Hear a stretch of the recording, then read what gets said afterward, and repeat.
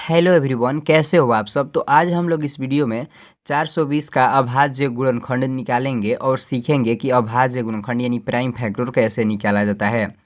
इसलिए इस वीडियो को ध्यानपूर्वक ही देखिएगा, क्योंकि हम इस वीडियो में 420 के अभाज्य गुणनखंड बतलाएंगे और साथ में ही आप लोग को यह भी बतलाएंगे कि अभाज्य गुणनखंड यानी प्राइम फैक्टर कैसे निकाला जाता है, और एकदम शुरू से बतलाएंगे। इसलिए आप लोग यह वीडियो ध्यानपूर्वक ही पूरा जरूर देखिएगा।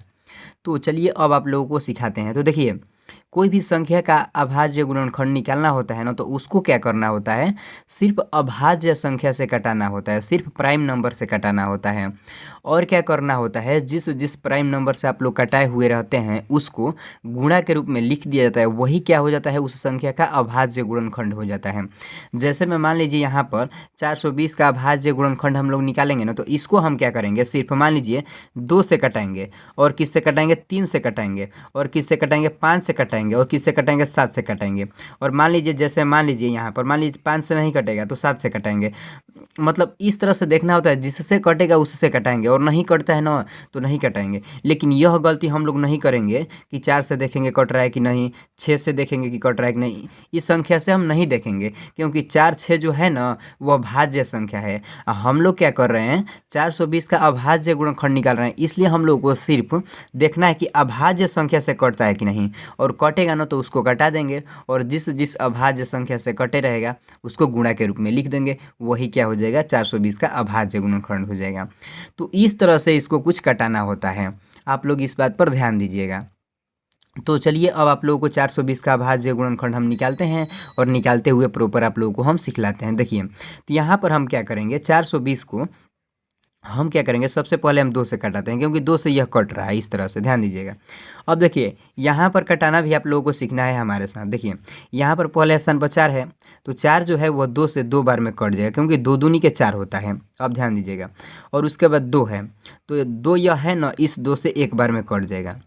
और यह 0 है ना, तो 0 को हम इसी तरह से उतार देंगे।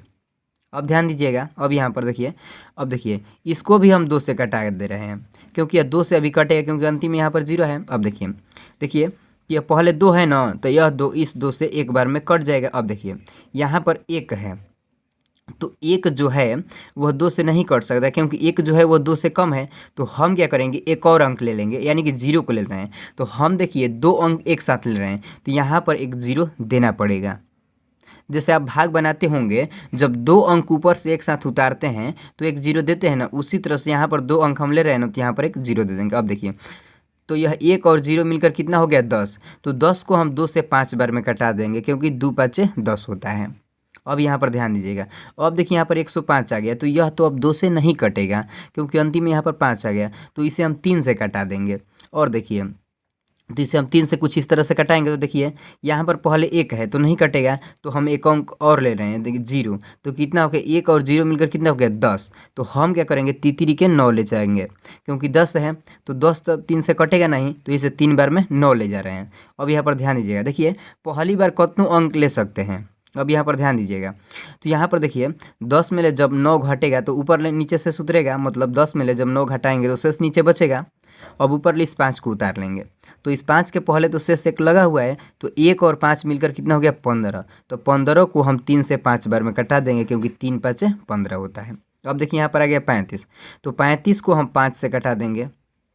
देखिए, यह गलती हम लोगों को नहीं करना है कि देखना है 35 जो है वह 4 से कटेगी नहीं, कटता तभी हम लोग नहीं देखते, क्योंकि हम लोग अभाज्य गुणनखंड निकाल रहे हैं। इसलिए हम लोग को देखना है कि सिर्फ अभाज्य संख्या से इसे कटाना है। अब देखिए, तो 35 को जब हम 5 से कटाएंगे तो यह 7 बार में कट जाएगा, क्योंकि 5 7 35 होता है। अब ध्यान दीजिएगा यहाँ पर, अब देखिए 7 को हम 7 से कटा देंगे तो यह 1 बार में कट जाएगा।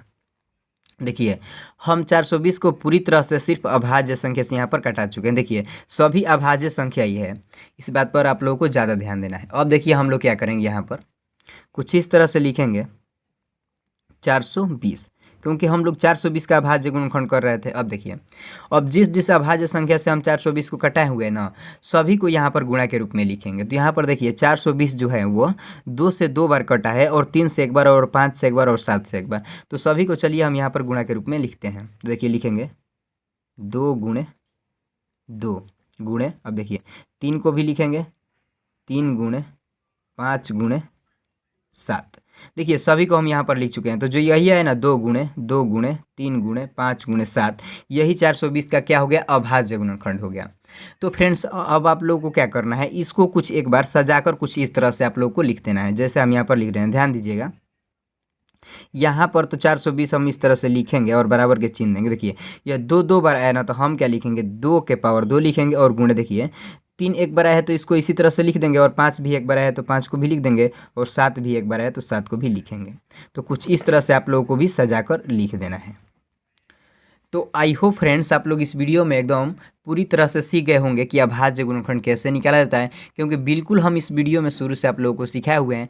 तो आई होप यह वीडियो आपको अच्छा लगा होगा, तो इस वीडियो को जरूर एक लाइक कर दीजिएगा, और इस न्यू मैथ स्टडी चैनल से जुड़ने के लिए इस चैनल को सब्सक्राइब कर ऑल बेल आइकन घंटी को प्रेस भी कर लीजिएगा।